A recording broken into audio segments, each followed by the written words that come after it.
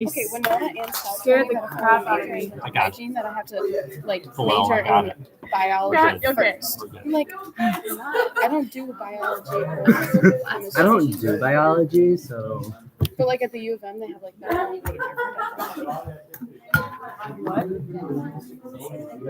Okay, I need you for about the first, I don't know, maybe 10 minutes. And then the debaters actually get until 11 because our jury isn't ready till then, which still gives us a nice chunk of time, half hour. So that's plenty.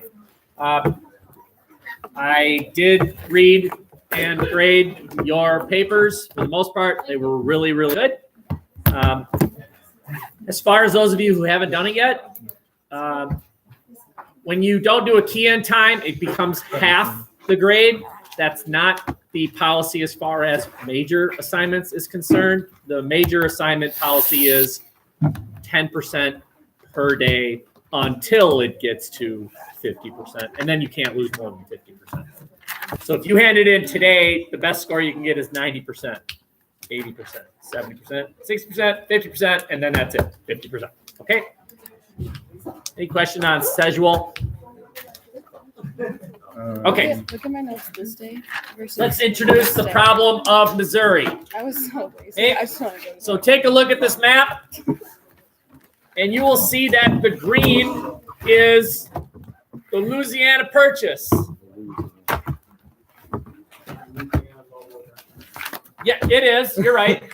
You're right. Louisiana also goes down to here, but you'll understand in a second. So, again, contrasting with the way that the British, what they did with their colonies was create an imbalanced relationship between the colonies and the home country. The U.S. would adopt a policy of total equality, move out there, submit for statehood, and you are as equal to the original 13 as anyone else. The state of Louisiana becomes the first state in the Louisiana Territory to apply for statehood as a slave state. And then Missouri applies. Missouri applies for statehood, and that causes a problem, and you will understand why it causes a problem. The problem was political. There's this thing called the Senate. Yes? yes. And at this time, with Missouri joining, there would be 13 slave states and 12 free states in the U.S. Senate. What does that mean? Or here's another way of saying what I just asked. So what? So we have one more.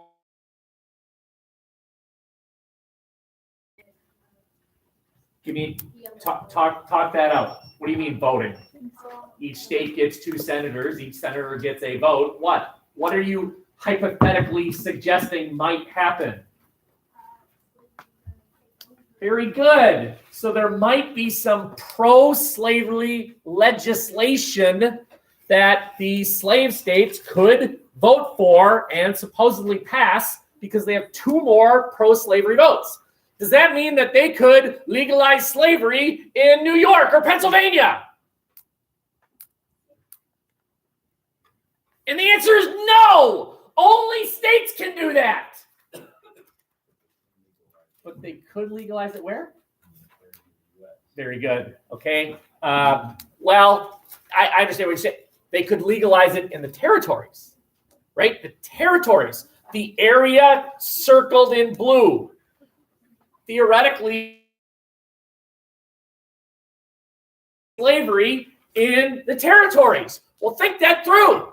If it legalizes slavery in this thing called Minnesota, who's going to move there? Slave owners. And then Minnesota would apply for statehood as a slave state. There's the concern. There's the concern. Okay. Everyone understand? Along comes this guy named Henry Clay. Henry Clay, we've talked about him before. And he is the chief architect of something called the Missouri Compromise.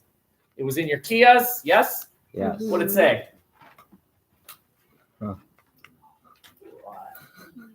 Something about Missouri, probably. Yeah. Okay. Oh, we are mastered it today. Okay. It's pretty simple. If you're going to add Missouri as a slave state, ... what, I don't need a specific here, but what could you do to counterbalance that? Go ahead. Add a free state. And that's what they did. They took this thing called Massachusetts and cut it in half and created this thing called Maine. They took a free state and cut it in half. There's your free state. Now we have one more slave state, one more free state. Scores 13-13. We're good. But it did have another part to it. It drew this mythical line. You see that mythical line? All the way to the end of the United States, which at this time is right here. That's the end of the United States because this belongs to Spain. There. No slavery allowed north of that line. No slavery allowed north of that line. Yeah. If you were to look at the Missouri Compromise and you were to create two teams, the Hooray for Slavery team and the Hooray for Not Slavery team, who won this compromise? Why? Because all the territory that was not technically in states now will become states later on. It seems like the anti-slavery side wins because there's a whole lot more land that would be against slavery. Remember now, this thing called Arkansas Territory, that is the Louisiana Territory.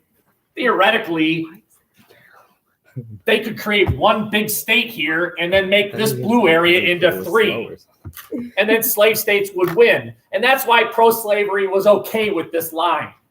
Well, we'll just create multiple states here and we'll be fine, said the pro-slavery side. So it was seen as neutral. No one clear winner, no one clear loser. Okay, as I said, Missouri joins as a slave state, Maine joins as a free state, and then they draw this line creating free territory. All future states in the Louisiana Territory north of 36 degrees 30 minutes would not allow slavery.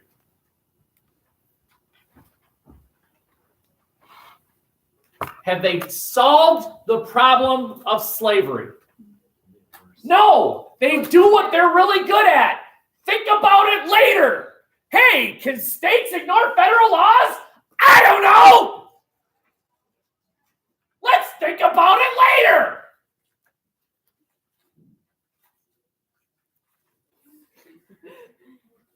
You understand that this problem of states and slavery and nullification would continue to be an issue all the way up to this thing called now. It's still an issue, right? It's still an issue. Any questions? One more slide. This has to do with federalism. I'm giving you an excellent historical example about federalism, which is, of course, one of the three issues that you could be writing about in your essay. There's this thing called the National Bank. Does anyone know what a franchise is? General definition of a franchise. What's a franchise? Thank you for giving me an example of a franchise. My mistake. What's the definition of a franchise? Yeah, okay. Very good. It's a business with multiple locations. So if I were to tell you, hey, tonight, let's meet at McDonald's. I knew that was coming. What are the chances you and I would meet? 1 out of 3. Okay, right. Which one? But if I were to say, hey, let's meet at Lolo's. Which one? Never been there. Well, there's one in Stillwater and there's one in Hudson. But it's 50-50, right? The National Bank was a franchise. There was not one building, the National Bank. There was a National Bank branch in every state. And this is the story of the one in Maryland. That's why Maryland was involved in this blank v. blank. In this class, when we study blank v. blank, it's either a n, or a n. No. Can you fill in the blank? Anytime it's a war, U.S. versus Britain, or Treaty.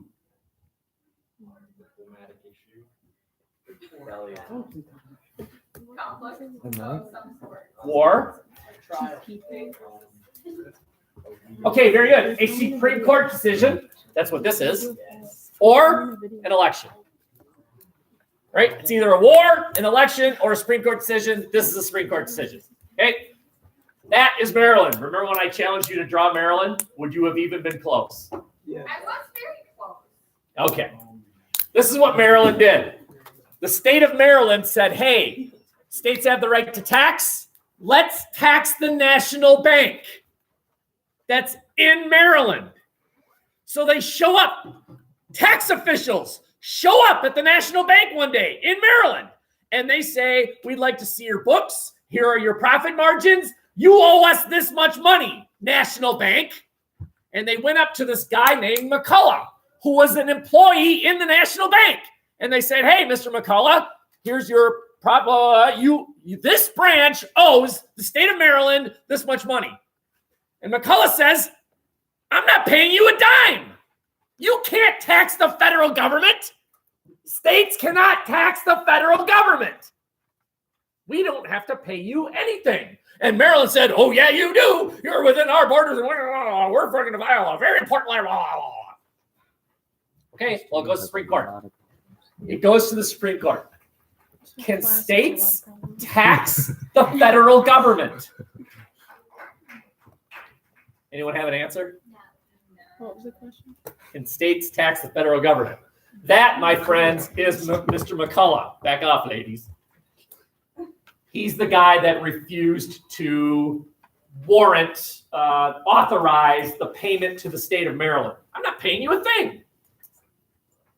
So it goes to the only entity that has established that it has the power to judge on these issues.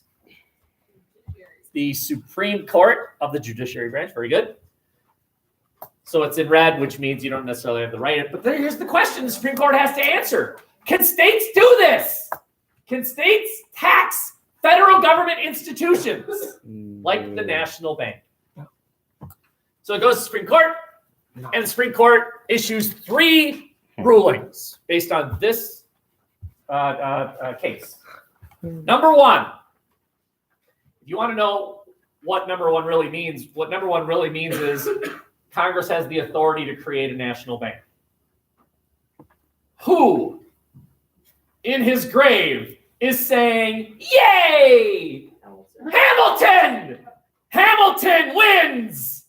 Jefferson is still alive, and he's not happy with this decision. Congress has what are called implied authority than what the Constitution says it has. Congress has implied powers. This is a big idea. It is a liberal idea. It is a loose idea. The Constitution has more in it than the words that are in it. There's more. As an example, which amendment gives you the right to privacy? Which amendment is that? That's right. It's an implied power. It's just in there somewhere. Here's another idea. Anybody interested in science? Science? You are interested in science? You know that if you break down you into the smallest molecules possible and the atoms that break down even more, there's no color. There's no color. Where's color come from? Melanin. Color comes from it's in there. It's just in there. It's not in each part, but it's in the whole. There's more to you than the atoms that make up you. There's more to the Constitution than the words that make up the Constitution. Color's a big idea. By the way, a lot of scientists believe that color isn't out there. Color is in here. Color is your brain's interpretation of what's up there. There is no sound out there. Here's another one. You ever wondered if a tree falls in the woods and no one's there to hear it, does it make a sound? The answer is no. No, there's no sound. All there is vibrating air. It's your brain that makes sound. Sound is in here. Color is in here. Wow. You should have been a psych. Number teacher. 2, states rank below the federal government. Again, Hamilton would say, I win. States cannot pass laws that put themselves above the federal government. These two ideas are known as judicial nationalism. Judicial nationalism. The Supreme Court sided with the idea that the feds are more than the states. So they said no.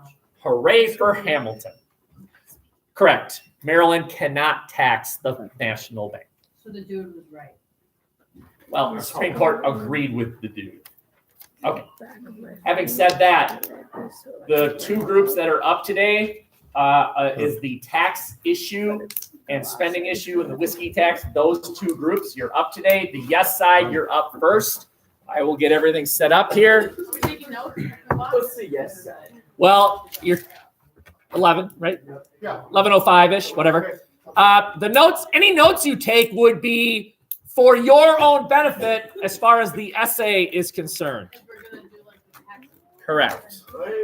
Judicial nationalism. Judicial nationalism was the idea that the Supreme Court sided with the idea that the federal government had authority over states.